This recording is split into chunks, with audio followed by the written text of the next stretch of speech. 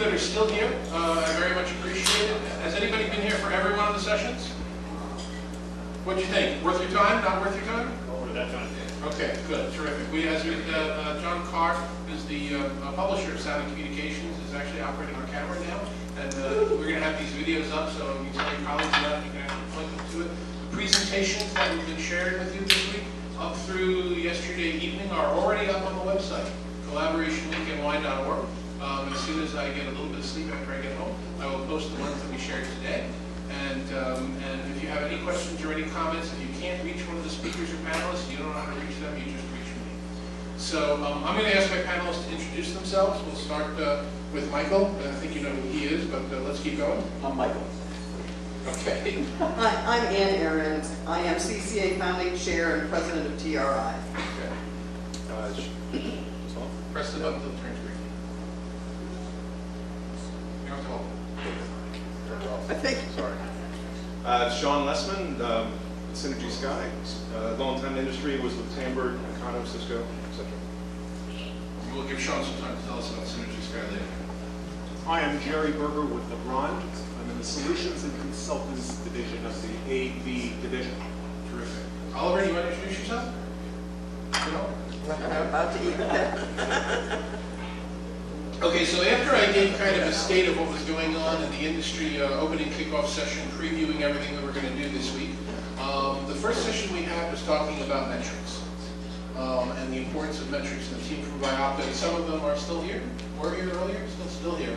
We're talking about what you can gain and what we can learn. And then later on in the week, we visited Poly, we talked about sensors, we had Greg Harper's terrific presentation showing all that data. Do you think where do you think metrics are going? Where do you think sensors are going? Where do you think this industry is going with as it relates to what we're going to learn from rooms, from people, from systems, from biometrics and phones? Anything that, because you most of you have a lot of the sessions, anything you picked up and learned from that? Well, let me make a comment. I wasn't in all of them. I was in the first day's work, but I have a fair amount of experience with sensors and having customers spend a lot of money to equip their spaces with sensors. And when it started, it was for a lot of the reasons that I heard about. Hey, we want to understand how people are using rooms, right? But the reality is that the people that I found that were most successful with deploying sensors were people that were using it to save money on real estate, right? So I watched clients spend an awful lot of money in order to better understand not just how they use a room, but to understand how they use the whole floor plate, because you've heard about activities-based work or agile work plans, work plates. And if I'm going to go out and go into New York City and take a new lease and get space, and I want to get the most for my money, I want to make sure that I can optimize the space, right? And how do I get that right? Because boy, if I blow it, I'm in a bad place because I don't have enough seats, I don't have the capacity. On the other hand, I don't want too much. So I find that when real estate's involved and they're funding the sensors, you actually get the richest and the best data back because the cost for them is nothing compared to what they save if they can get the real estate and get the lease right and the negotiations on that multi-year lease. And I find that that's what funds it, as opposed to the other way where I just want to know what's in my room. That's where the costs are. But if you saw that video, or you may not have seen it, but you've seen many of them, the video that Mark shared this morning, where all the different various devices slowly became apps on a system, we started to talk about the technologies in our industry that are going to absorb this concept of sensors. So instead of having to put in a mesh network of sensors, the camera, the system that you're putting in your room is actually going to be the room sensor. And it's not just going to be able to tell you how many people, how many chairs, what's open, but is everything in the right place? And are people paying attention, or are they bored? I mean, are we at what I call this when we were talking about this on the second day was it's the creepy factor. We're now really at the point of being able to learn more than we might want to know. Is this going to fundamentally change what we're doing as an industry? You just talk, don't worry about it. Fight over each other. Two comments. One, people perceive sensors as an application. However, they're not. Without an app communicating with a sensor, then you don't get any intelligence. You might get data, but it's not intelligent, actionable information. So you need an app that is task-specific to tell you what is the humidity in the room, what is the CO level, CO2 level in the room. And so you need to define these apps. Now, I have a background in image sensing previously, back in the days of CCD, and it was used for print inspection and monetary inspection, currency inspection, fruit inspection, jewelry inspection, you know, what is the 4 C's of the diamond and so forth. But did you know, and for the audience, that most video cameras are also IR capable, so they are IR sensors. And it's just a flick of a switch, whether it be a hardware switch or a software switch is irrelevant, but it's a switch. And you can convert any PTZ camera to an IR camera. So there are lots of applications that are pertaining to measurement and communication of information. But it is the app that is written around and interfaces with that sensor that will provide you with actionable intelligence. Let me tell you 2 brief metric stories. One was a Fortune 30 pharmaceutical firm who decided to measure usage of their video conferencing rooms. And they decided that if the rooms were not being used 20 hours a month, the rooms should be discontinued and taken out. So they did this for about 2 months, and they shut down 3 rooms. And the first 3 rooms they shut down were the CEO, the CFO, and the CIO. This is a true story. The CEO, when he got wind of the day he went in and his video conferencing no longer worked, said, "Why does my video conferencing not work?" And when they traced it to the fact that his network was down, he wanted to know why his network was down.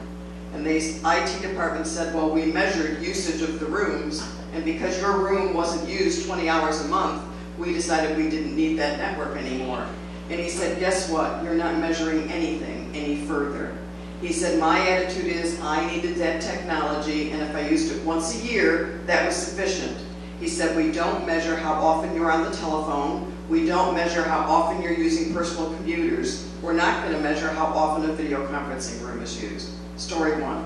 Story 2, I was retained by a firm out of Canada, big petroleum organization, who decided they needed to build a whole new floor of conference rooms because they were constantly booked and being used. And so they were going to put a whole new facility in, and they asked us to come in and do an assessment and talk with their end users about how they were using their rooms. And the bottom line was they were booking their rooms, they weren't using their rooms. 87% of the time, the rooms that were booked were not being physically used. So you've got to be careful as to what you're using the metrics for and whether the bottom line is something that's sensible. And I agree with Michael and David about looking at a real estate perspective on this, but not necessarily a usage perspective on this. So let me add one more thing on. So the other issue, again, that I've experienced in my life over the last 14 years, sensors can come in many shapes and many forms. You know, the fact that cameras can now count people or nodes in a room, guess what? I could do that from network infrastructure, right? And I have clients that have been doing that for years. They can tell you everybody's in the room. They don't need the camera. But that being said, what makes the sensor important and what makes the technology important and worth money is a strategy around it. And it's kind of like running a business, right? If you know how to run a business, you know that you do not need 50 reports. There's all kinds of data across the business. There's all kinds of data from these sensors. So when I hang out in the AV space and I talk to people and they tell me about all this data they're capturing, right? I ask them for what? Like, what are you looking to solve? Because that's the trick. Otherwise, it becomes noise, right? At the end of the day, what we're really trying to do is get the right information to the right people at the right time. And that is all. Let's get the key things into the database based on strategy and the types of improvements that we want to drive into the business, and then we can take action on it because we can deliver those reports. Just having data for the sake of data is meaningless. Well, those are all very good points, and it's good. By the way, if anybody wants to get into this conversation, just flag me down, throw something. Great, I'll be right there. But Sean, I want to ask you, because the other point that we were making with this is the idea that yes, real estate used to have a sensor, and the room control system used to have a sensor, and the fire system used to have a sensor, and the burglar alarm system for the expensive painting used to have a sensor. But now, doesn't it make sense, and do we think we'll ever get to the point where we put the one device in the room that, by the way, it's your collaboration device, but it'll also replace all of those other devices? Do we think we're ever going to actually get to that point? I know you're not speaking for your current company, but you worked for a few of them. Yeah, that's a difficult. I don't think that's going to happen because a lot of times the sensors you see in the buildings now are owned by the people that own the building, right? The fire sensors, what have you. You can't really necessarily interface with those. They don't have APIs. They're not smart. And they're not yours.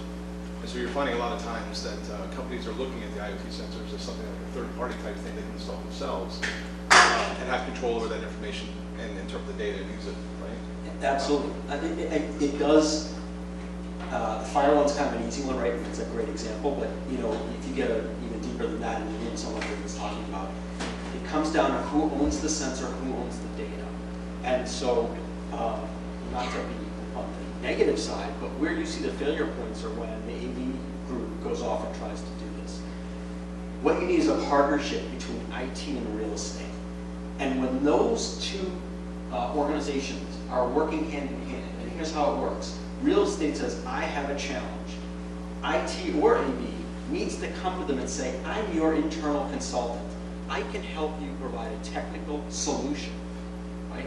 And real estate will perk up and listen. And when you partner together, and the technology people are bringing that solution to the real estate people, then I think you'll wind up with something that can support not only the real estate needs, but also the CIO's office and their needs. And oh, by the way, when you start to see in corporate America, in some cases, real estate's reporting to the CIO. And remember, we had the conversation, you might have been here, we had the conversation earlier this week, and I pointed out to everybody that IT is AV, AV is IT, and we're all one team going forward. We have a question.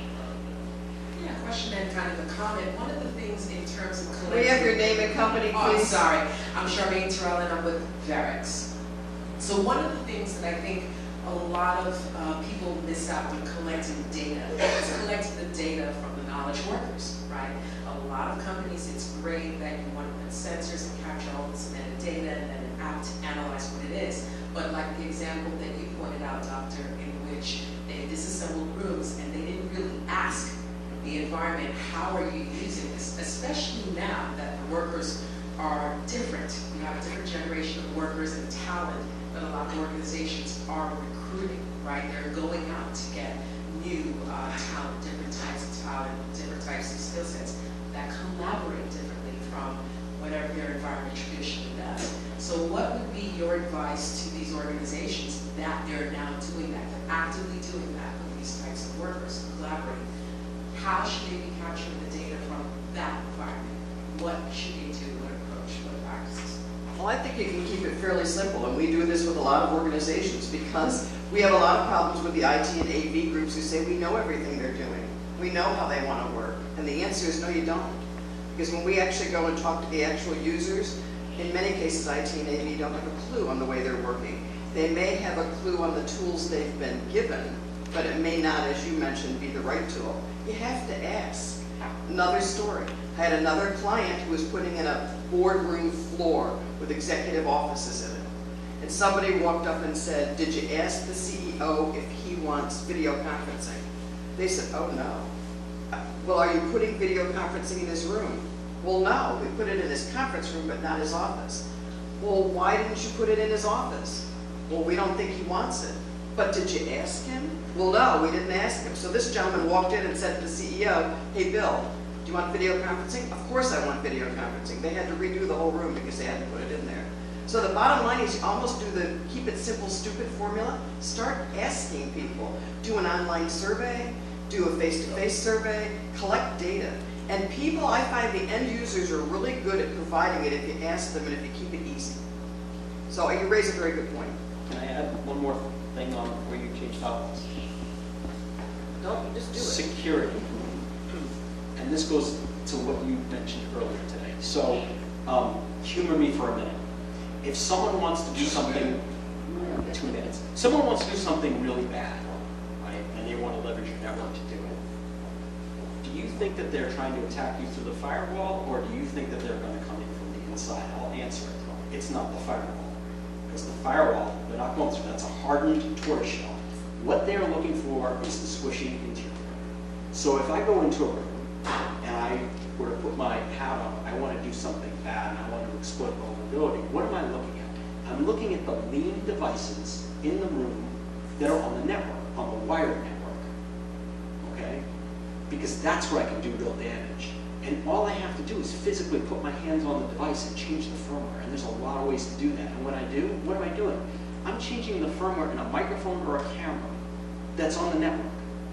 There are people that have taken, it doesn't matter the brand, and I can tell you offline if you want, but there are some really nice VoIP phones that have LCD touchscreens built into them. And there was this really cool experiment was done, and it was spoken about at a White Hat conference in Germany several years ago. But the point is, this consultant went and attacked the phone, changed the firmware on it, and turned it into a listening station.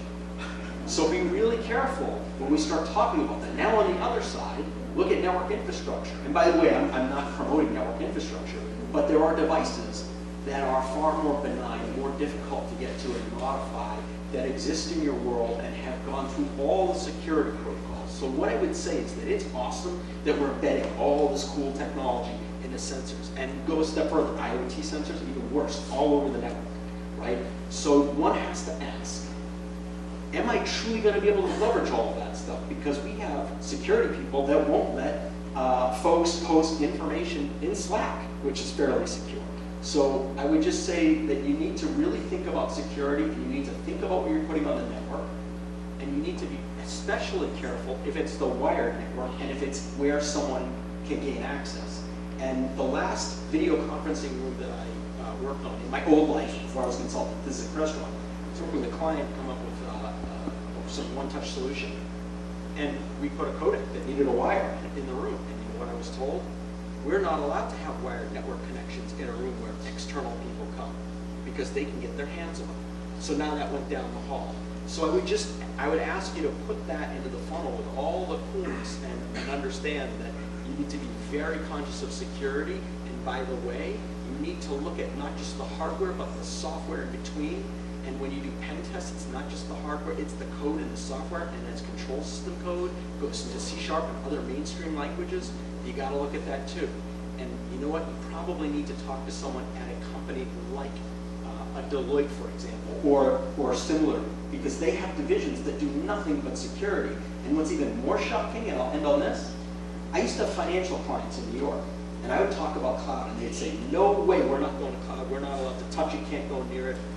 And then I go and I talk to someone at one of these management consulting firms that, guess what, they sell their services to that bank, and they're planning all cloud, and they're just doing it at a different level, right? And that's going to work its way down. And cloud may be more secure than that. Just follow on to that as well. So what we're seeing is that facilities tend to be one of the most expensive assets a company has, quite a lot of times. And so people want more data. They want to understand more about how they're spending their money, where they can save money, right? So much like in the video world, people wanted to understand how meetings are being held, am I using my equipment, right? These sort of things. You're seeing that same desire from the facilities people. So yeah, we're doing some work to get outside of just the video side of things to provide that information. And the low-hanging fruit for us is interfacing with endpoints that have these sensors built in. 2 points to your thing on security. I would even argue that the endpoints are probably more secure than many of the IoT devices you find on the market. Because a lot of these products, I know from both Poly and from Cisco, have undergone some pretty stringent DoD testing. I used to be the one responsible for that at Cambridge, right? And also Polycom at the time. And you know, so the platform itself is fairly secure. So I would say that, you know, I wouldn't worry too much about that. When it comes to the sensors themselves, which is an extension of the platform that's already secure. And the second thing is many of the IoT products that are available on the market will use a separate network, right? So they'll use a low-rate WAN or something similar that they're completely separate from the corporate network themselves, and not actually plug it into your network to provide that information. So there's ways to mitigate that problem. I think there are, but I think it depends on the company, and I think it depends on your definition of security. So let's change, we have to... Wait a minute, one more thing. Okay. Let's go way more basic with security, and I've had this happen in 2 accounts. Watch what you write on your whiteboards. Yeah. I've seen people go in with guest meetings into things to see things on whiteboards that would have been considered proprietary and weren't erased. The second thing I would tell you, if you're going to do encryption globally, I saw the days when people did it and then made the mistake to pick up the telephone and call the key code over the phone. Yeah, there's easier ways to get information. Wallet, take money out of your It's usually physical. We all have some amazing security stories we can tell. I'll tell you a bunch of them myself another time. And Michael, I think your microphone's dying, so I think you're going to have to share with... So one of the next big topics that we talked about during the sessions was we couldn't escape without talking about interoperability. We talked about interoperability around the various manufacturers. Are they working together? They're singing Kumbaya. Have they done it yet? Have they not done it yet? That was definitely something that came up. We talked about it. We talked about how a lot of the endpoints, some are on the market now, some are going to be coming on the market at the end of the month. And Enterprise Connect are going to essentially be really big smartphones with apps, and the apps are going to come from the manufacturers. So that was one thing. And then we also started to talk about these team chat platforms, which I described more than once, not just at this session, but at many others, that it's once again dropping a bomb on interoperability because they're not talking with each other. There's one platform, it's Neo, that tries to do some chat interoperability, but again, you're on one, somebody's on another, they're not going to work with each other. So, you know, this is 20x years later that we're all getting together again and we're still talking about interoperability. Are there solutions? Are we any closer? Are these new endpoints and the native apps going to be the answer? What do you guys think? So as being someone that's been doing this for a long time, with all these manufacturers. It would be both. Yeah. Interop has always been a good thing. I mean, it's always been a target. I would argue that before Cisco entered the market, it was doing pretty well. It was just hammered and Polycom for the most part. They had a little bit of a hiccup for a couple of years with the telepresence thing and how do you.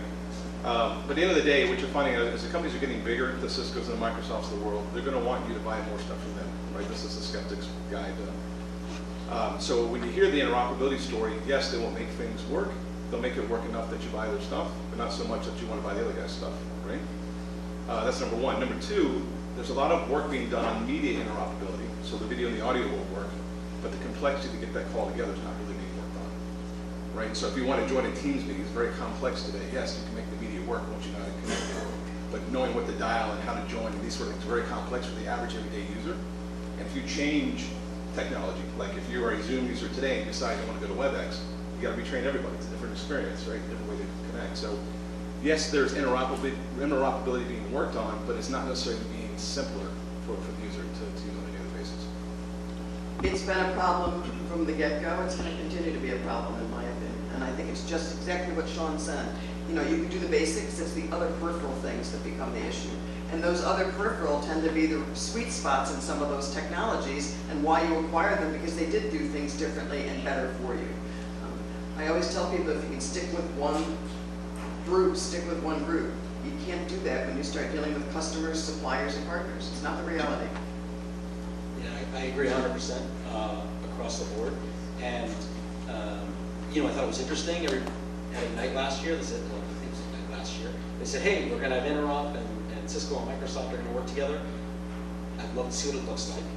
I'm not doubting that it'll happen, but back to your point, you know, Sean, about, okay, well, how good is that experience? Do I really want to use it? You know, so I'm curious to that. I think it's easier for me or people in my company to deal with, you know, signing into a video call as a guest today with a lot of the software codecs that are out there, but that doesn't help my problem. My problem really comes back to the documents and the data and the chat, and I get a headache when I try to think about the technical aspects of making that work. So I would be really curious to know one day if there's some grand plan for that to happen. Yeah, so to your point, the interoperability, where's that bar? Is it just video and audio? Is it just sharing documents? Like how far does it go? Right? And in fact, you make the point that toward the end of last year, there was that big announcement that Cisco and Microsoft and Zoom said that they would all interoperate with each other, so you'd be able to communicate with each other on any platform. And then during the period of time that Zoom announced they're holding this year's Zoomtopia, Microsoft announced they're holding Microsoft Ignite the same week. So, okay. Any other questions, comments, thoughts? Oh, Charmaine, sure. Huh? Charmaine again from Berger. So years ago when I was in the UC world, Microsoft kind of drove interoperability because Microsoft believed we own the desktop, OCS, right, R2. So in a way, they were the drivers of do these new products interoperate with what we have since we're on everyone's desktop. What company do you think drives interoperability today? Now fast forward to today. I don't know that anybody drives the interoperability. I think if you asked that question of Microsoft and you asked it of Cisco, they'd both say we do. I think you would have, the only company that can really claim interoperability right now is Pexip. I don't think there's anybody still from Pexip in the room. They're the only intermediary platform that communicates with Google Hangouts Meet. That's it. You want to do Google and you're not using Google, those are the only guys you have to go to today. Now, will that change? Maybe. But, you know, the answer is nobody. You got to pick your poison and do the best you can for it. Okay. And I think that it's largely a manufacturer, a company's financial decision. If you're not interoperable, you're going to make more money than if you are interoperable, because David said earlier, half that business goes to your competitor. Having said that, in another industry, let's take the broadcast television industry, where once upon a time there was Sony, and it was Sony only, and you only were able to have interoperability between a switcher and a server and another graphics device if you were all Sony. However, the very first company that created interoperability caused Sony's share to die. And so someone will do it. When? I don't know. But I agree with Ann, it's not likely to happen today, nor maybe tomorrow.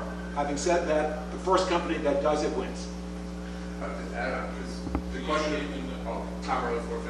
the question about the interoperability is actually changed, because to your example was about the operating system. Now it's the browser. And so are you interoperable in the browser compared to, you know, Is this WebRTC, you mean, or? or anything? Yes. Does your extension, does your app work within the browser? That's It's because even with WebRTC, all the browsers don't interoperate well. Well, like I said, we use Microsoft Teams. I don't often travel with a computer that has the Teams application on it. So when I'm on the browser, if I'm not using one specific browser, I can't get the calls to work. You know, it's everybody's to a point, as you guys are pointing. I think it's going to get, I hate to say it, a little bit worse as we go forward, only because of the cloud push. So everybody has a cloud, everybody has an island. If you're on my island, it's going to work really well. It's true of Cisco, it's true of Zoom, it's true of everybody, right? And when you jump off the island, that peering point doesn't have a lot of focus, so the experience isn't necessarily as nice as if you stayed on the island. So I think what you're going to start to see, I mean, I think this is, you're going to wind up with two strategies. You're going to wind up with probably two, an internal communication strategy and an external communication strategy. They're going to be different, they're going to give you different tool sets, and the trick is going to be, how do you provide an experience that is similar for people that have to live with both of them? And I think ultimately that will be the answer. The external one's going to be just about audio and video, and it's going to be probably using browsers, and it's going to be as flexible as can be, and it's not going to be as good as your native environments with the cloud service that you pick. And on the internal side, I think you can have whatever you want. But wait a minute, we heard at the event, look, I'm changing cues and nobody realizes, we heard at the event that AI is going to fix all of that for us. You're going to walk into the room, and it's going to know it's you. You opted in, or facial recognition, or you swiped, or you did a thumbprint, or you licked something, or something like that. And you're going to have the one button to push or no button to push experience. And the system will just be smart enough to know which platform to use, internal, external. And then we had, Greg's terrific presentation showing where all these sensors were going, and all the facial recognition, and everything else that's happening. So is AI the savior around the corner that we've all been talking about that it is? The underlying technology still doesn't connect well. It doesn't matter if I use my voice to connect or a button or I dial it manually. Media interoperability is not there. The connection interoperability, it doesn't matter. That's exactly where it's heading. In fact, you and I have had a lot of spirited conversations about the difference between saying, "Hey, Alexa, Siri, someone start my meeting." Don't make me take my cell phone and call my wife. Right. But my definition of AI is not just a trick, right? It's all the back end stuff. And right now we can only get so far because, to Sean's point, the systems aren't capable of it, right, on the back end. So that's kind of there's a bit of a limiting factor there. Well, if machine learning is what it's supposed to be and what we're predicting that it's going to be, within reason, not Terminator or anything, but just what we have today with what's working, any one of the five of us is smart enough to look at our smartphone, see the meeting we have coming up in an hour, see what platform it's on, understand what we need to invoke to make it work, the native application, or I need to take this out to my provider because it's got to be interoperable, whatever, know to type in the numbers that are in there and make the call work. Why can't that be an algorithm that machine learning learns and AI does? Quickly, like within a year. Logic and reason would say you should be able to, but I would bet it's not going to happen. So you're thinking it's more of a political manufacturers, they're not going to want to see that happen? Nobody's going to want to jump up and say, we're doing this? I think there are several factors that play into it. I'm going to be very careful again because you reminded me earlier that I'm live on TV, but Well, not live. I will be soon. But I just don't have great confidence that that's going to happen in the next 12 months. So out of curiosity, when's the last time you've heard anybody argue or debate about H.264 versus H.265? When the way students licensing became an issue. Right. So do you know what the next codec is everybody wants to use? You don't, because everybody's doing different things, right? So that, again, that's going to be... WebRTC. WebRTC is using every question. That's not a codec, right? I know it is. Yeah. But you know, for instance, Cisco's working heavily on AV1, right? That's their next thing. They want to make it a license-free thing and so on, right? But if Poly doesn't go that route and Zoom doesn't go that route, then that's another point of you know, interoperability that's going to be a challenge to go forward. I hate to put the reality hat on here, but I've been reading the news today, and I think what we as an industry, are going to be focused on, if it indeed is true, is how we handle our customers in the whole coronavirus situation. I think it's going to make our industry probably well noted, but I think we're going to have a much bigger issue now on how you communicate which technology you use and interoperability because of a pandemic that we're at to have. So, my name is Danny, and I'm from Locknote. We're digital signage back there. And in our industry, for example, we see the opposite of interoperability happening, and you have LG building WebOS, and you have Samsung building a Tizen, and you have client-based manufacturers like Brightside taking a bigger portion of the market, and you see people who are traditionally in Windows-based systems saying, hey, we want to get away from Windows-based systems for update reasons or whatever it is. So we're seeing this fragmentation happen. And so we're going out to the market and we're saying to our hey, what's it going to be in the end? You just run in a browser, so what's going to be. But I think what might have to happen is as these things get commoditized and you understand why everyone wants to build the island, for example, it's often difficult to tell the difference between an LG or NEC and a Planner, for example. To the average customer, do you know the difference between screens, right? So they're invested in building their own sort of ecosystems. And so it's going to be up to folks like, I think, Poly, who are vested interest in making all of the systems work, to building AI and ML, to make it all work together. Because ultimately, as these things come down in price and get cheaper and customers can know the difference, manufacturers and to a large extent, software guys don't have an interest in making systems work together. They have to do as much as they can. The question, I guess, for you, David, is, Poly, what are you guys thinking about how you get all the systems to work together?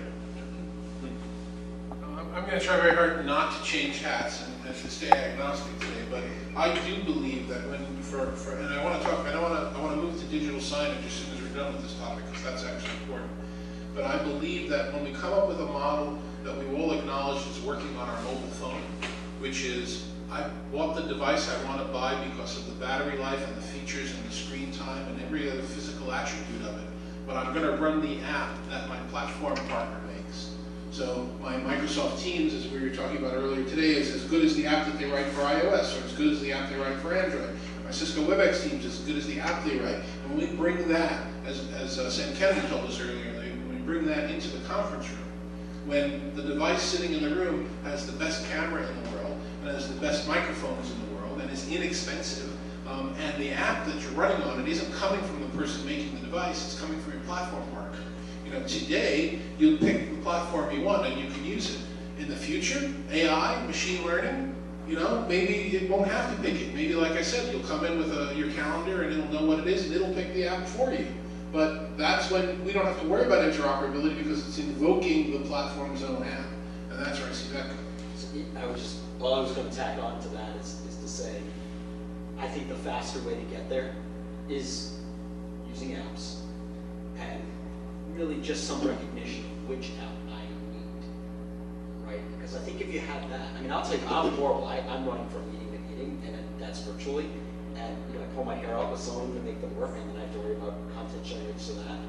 It's the easiest for me when I use this on my mobile phone to deal with whichever platform, because it gets me 2 clicks. One to open the app, usually it's already open, so it's like swipe, and then it's a join.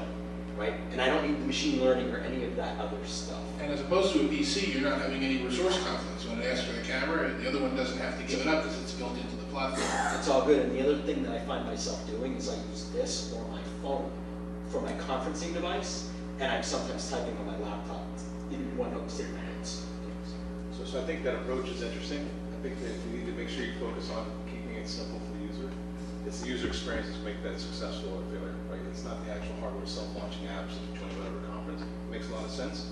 And it's going to come down to, is it intuitive? Like, nobody has a manual for an iPhone. You just get it, you know how to use it, right?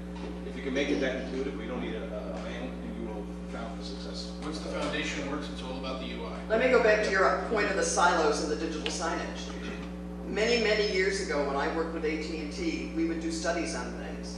And they eventually came to me and said, if something you bring me product-wise is not a $100 million product, the minute it goes out the door, we're not interested.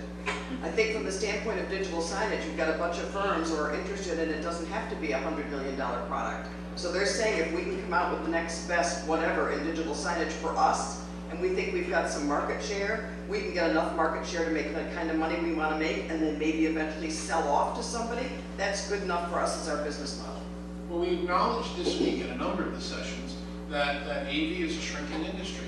And we don't, here we're all being honest with each other. We don't need to sugarcoat it for anyone. AV is a shrinking industry. You look at all the M&A activity, the companies merging, the companies going out of business. We're shrinking.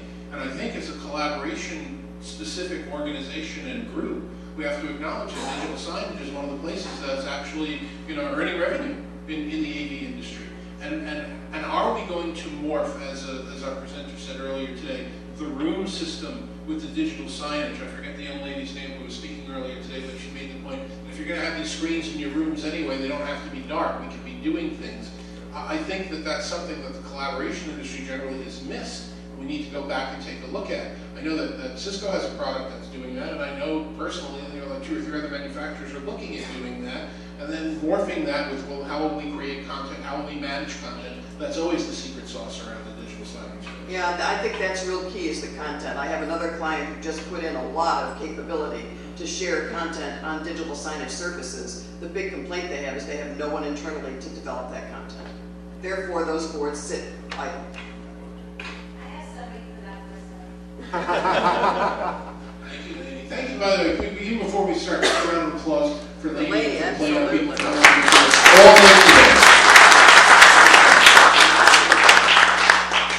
Hello, Chima, Alliance Telecommunications. So you just scared me. So I'm a millennial. I'm a millennial. You're telling me that the industry that I've chosen to be in is shrinking. Now, are you chosen to be in the AV industry or in the collaboration industry? In all of it. Well, part of it's shrinking, not all of it. Collaboration's growing. Collaboration is growing, but at a point they start to kind of melt, right? So I hear that it's shrinking.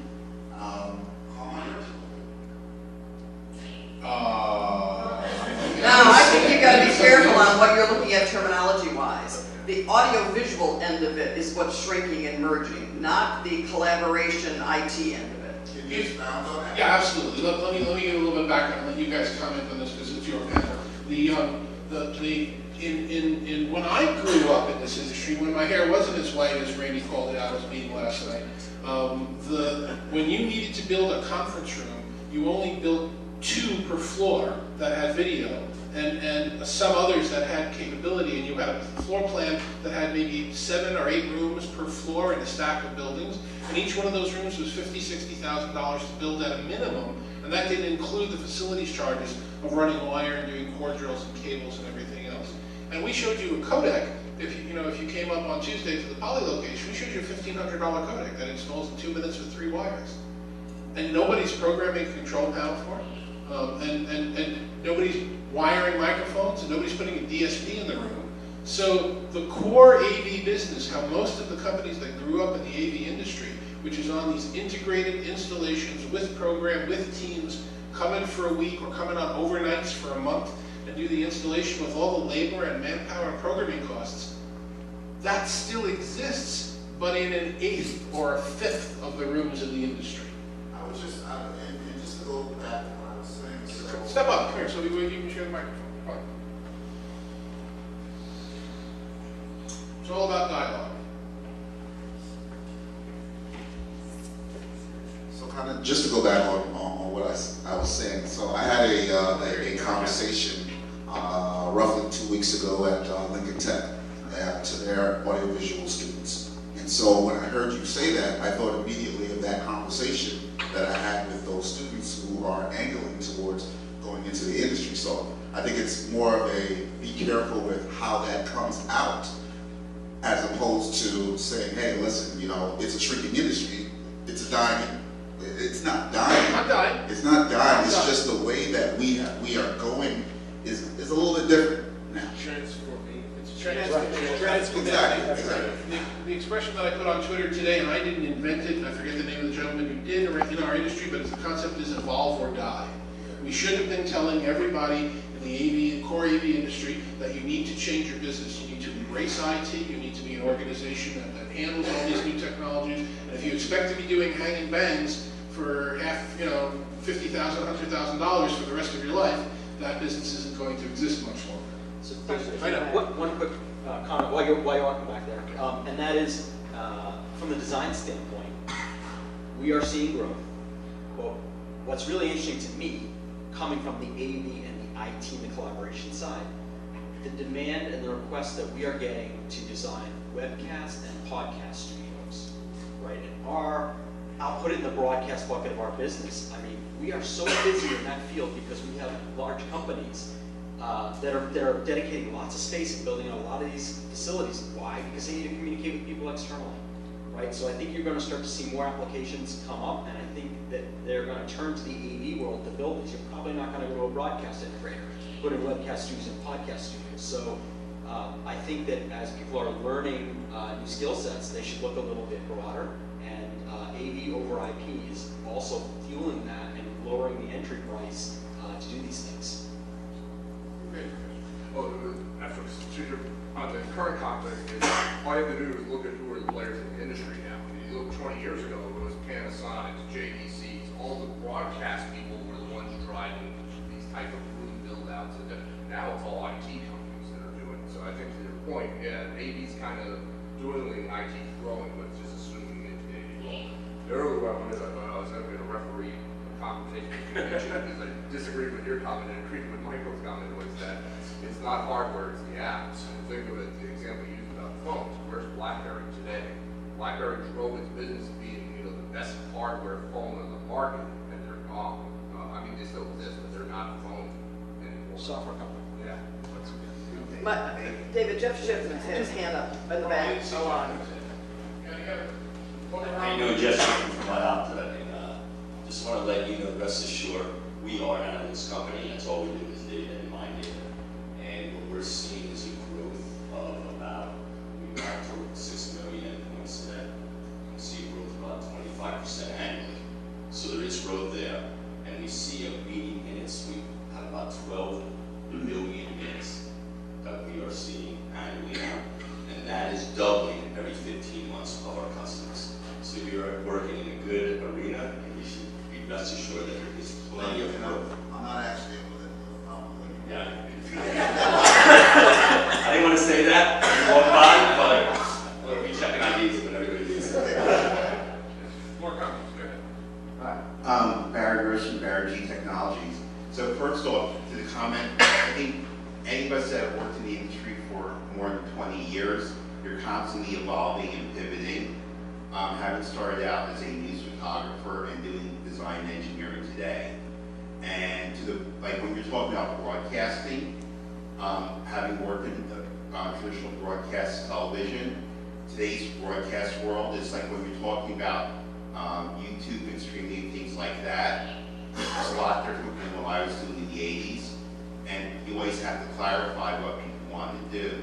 And it's all about like managing expectations. When we were talking the other day, yesterday at Google, what's the expectation when you're doing a video call?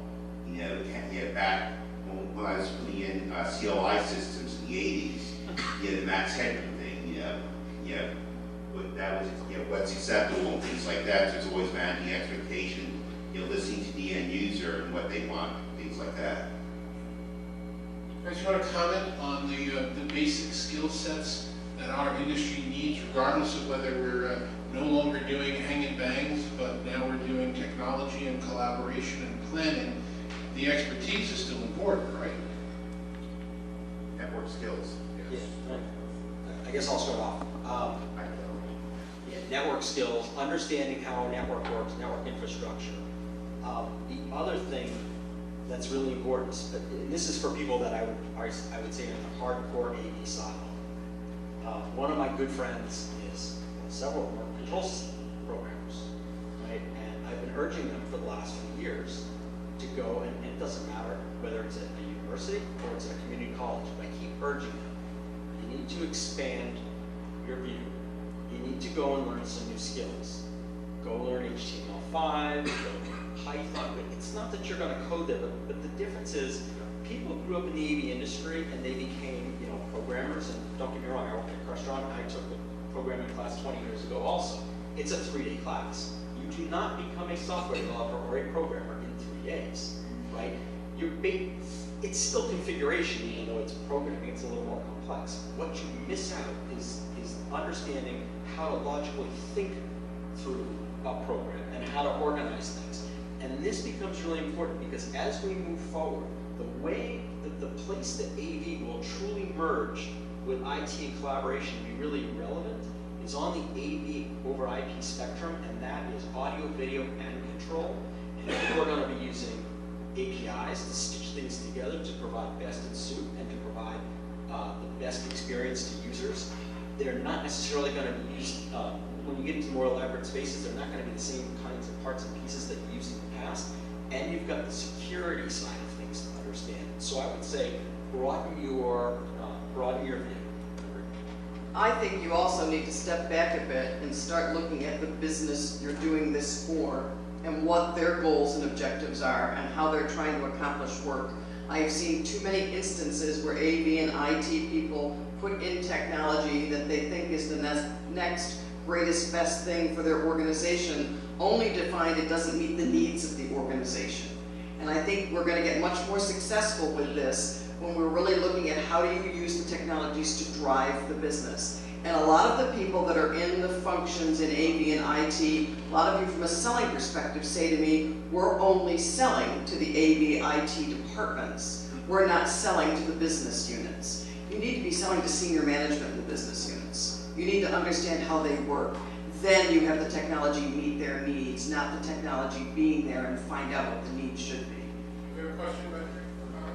It's a comment to Chiva. So I know you spoke to Lincoln Tech. I'm also the chair of the UX Diversity Council. When I speak to students, one of the main things I do teach them is, yes, like you mentioned, Michael, HTML5.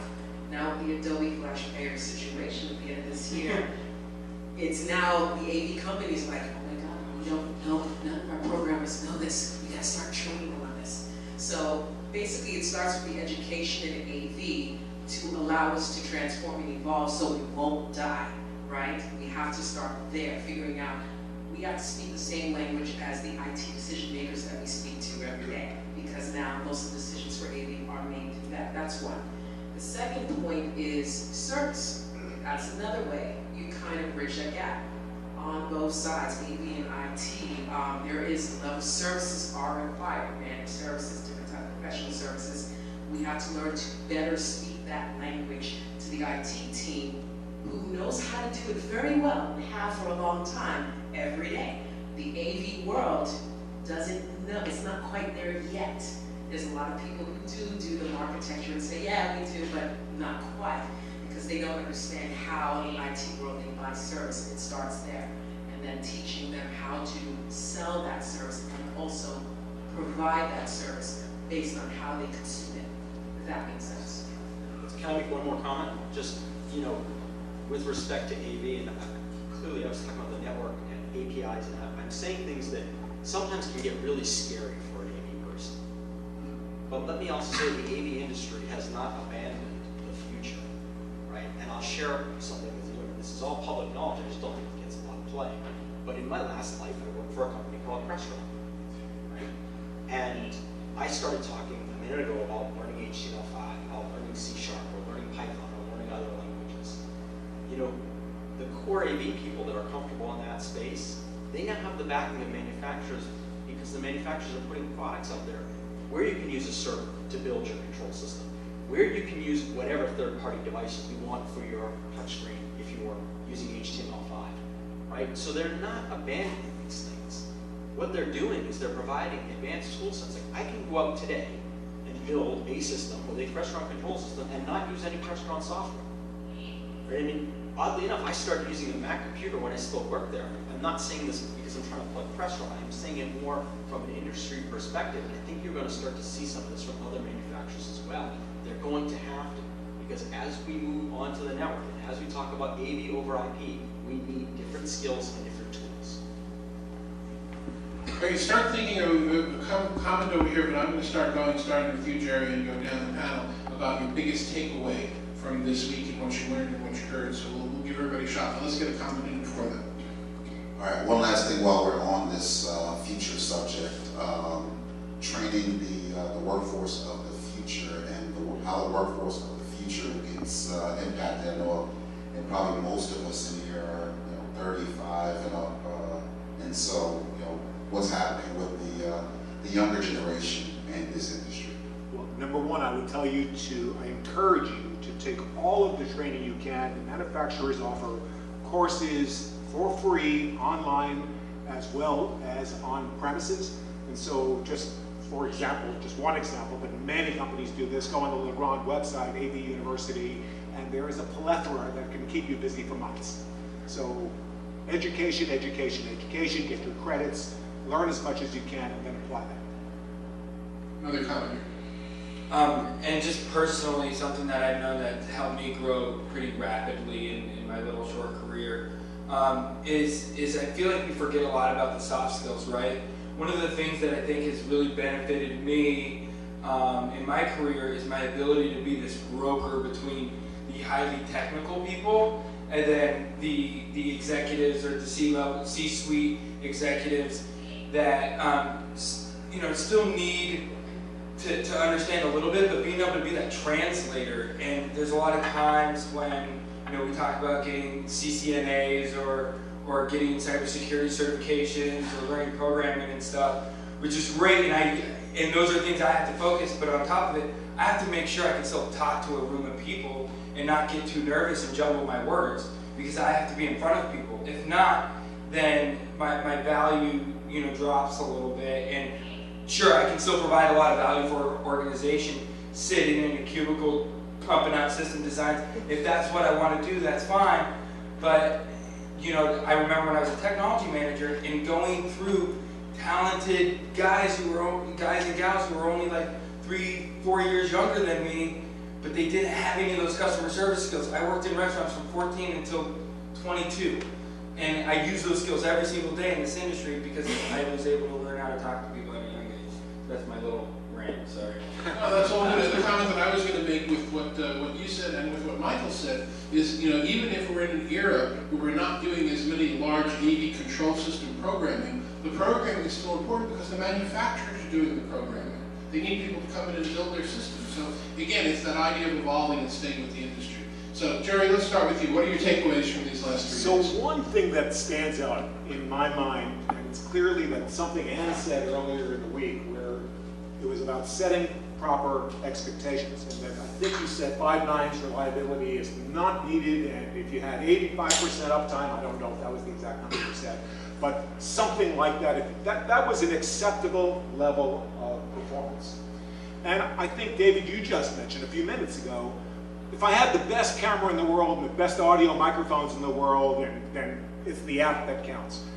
Having said that, having had a manufacturing experience for 30 years, I think that quality was absent from the 3 days of discussions we've had. No one emphasized the topic of quality, picture quality, sound quality, uptime quality, and setting those expectations. Now, I know manufacturers go through exorbitant pains to make sure that their reliability is 5 nines and spend a fortune of money to achieve that. And then secondly, to create the finest experience, whether it's audio or video or integrated communications, to create the top level quality expectation in the eyes of the customer. Let me then use an analogy back to the broadcast world. When high definition was being introduced to broadcast television, I went to CBS Network in New York, and I said, hey, what are your guys' plans for HD? And the answer I received was, I'm not going to get a nickel more for an HD ad versus a standard definition ad, so we have no plans. And I said, really? No plans to go to high definition? Nope. Same wash, rinse, repeat at CBS, same at NBC, and then presto, NBC comes out with HD. And then everybody scurries to follow suit. Why? Because the level of expectation was set. The barrier was just raised, and everybody had to follow suit. So I will argue that the expectation for uptime and reliability will go up, and the expectation for picture quality and audio quality will go up, and that all-in-one box solutions, think of your stereo components, right? You would go out and buy an amplifier and a tuner and I want to put one of the speakers here in my trunk of my car. But to have the That's best, the next prize. Yeah, it's the next prize, right? So to have the best quality, I believe, was absent from this discussion and most notable to me. And I think it was absent and necessary. Well, I certainly respect your opinion. I think that we as an industry have spent way too much time confusing quality and reliability. I think we absolutely need reliability. We need that dial tone. And even if on the other side of that dial tone is a 3K audio line and we can hear our dad from halfway around the world, I don't think anybody's complaining that it's not crystal clear. So quality to a point, when you invest $100,000 in a room, when it doesn't look good, that's a problem. Right. But I think, as you heard from our Gen Z people today, if they're doing TikTok on their phone, that's not HD and they're fine with it. So there's a balance. No, but having said that, there's also the influx of 4K, and the expectation level will be raised again. And so displays and image quality and video and audio sounds are all going to get better. And the expectation of hearing a tinny audio sound because you can speak to your dad around the world is not going to be good enough. And reliability as well.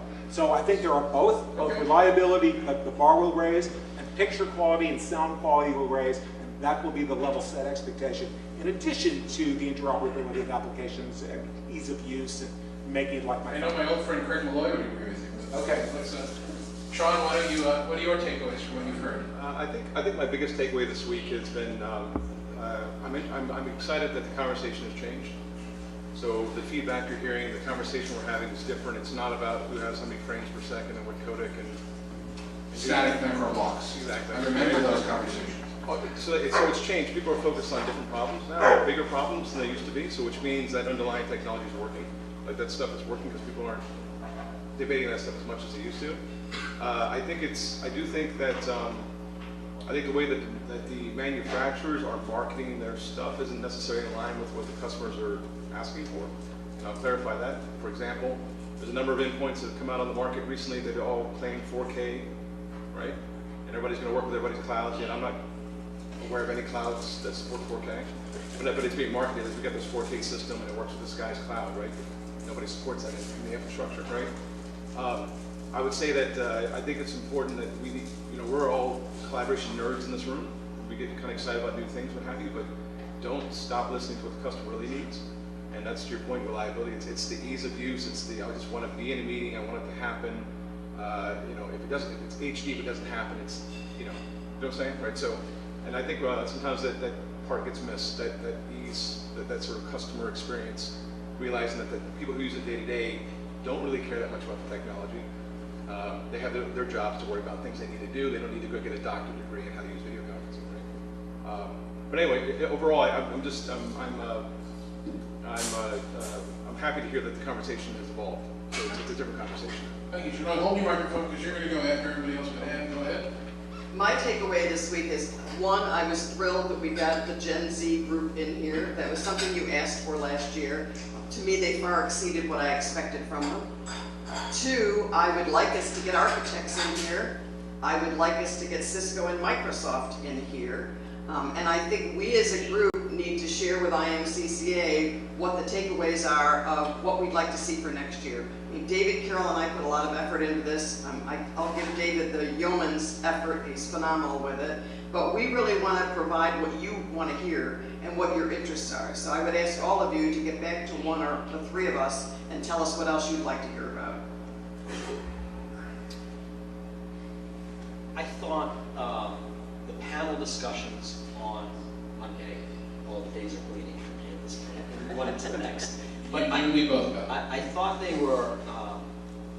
they were really refreshing and validating, and I was blown away. I mean, people talk about being a video-first culture, and I know JP Morgan does a lot of video, but I was blown away when Gene was talking about how much video not only what they're doing, but the growth in it, right? And I found that really interesting. And I also found the feedback that Gary and John, Gary from American Express and John from BlackRock provided around how they're looking at bringing technology into their homes and out to their customers. I found that a really interesting dialogue. And there are things that I've seen and heard on the West Coast for a long time, but this is the first time I'm really hearing it and actually seeing the output of it in the East Coast. And so I thought that was really interesting and really validating, especially for me in my industry, because it helps me when I talk to my customers about the solutions. And how about all these financial services companies talking about going to cloud that they said they never would, and now, you know, they're there. Yeah, I mean, that's mind blowing, and I'm not going to get into which platforms, doesn't matter, but when I started hearing some of those banks that if you said that word in their office a year ago, right, it was like, la la la, I'm not listening, I'm blocking my ears. But that also goes back to the fact that there are people working at the top with third-party consultants to solve all the security challenges, and the fact that at the top they're realizing the cloud might be more secure than I can. Do we have a quick round of applause for our